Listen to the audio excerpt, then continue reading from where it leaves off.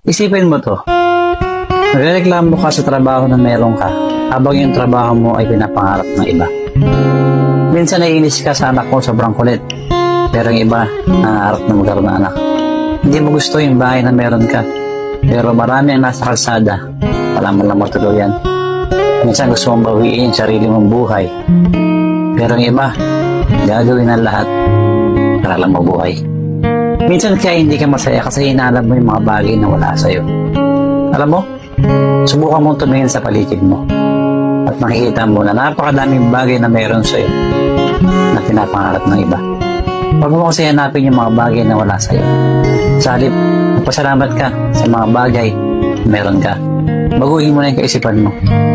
Dahil hanggat hindi mo binabago yung kaisipan mo, hindi ka magiging masaya.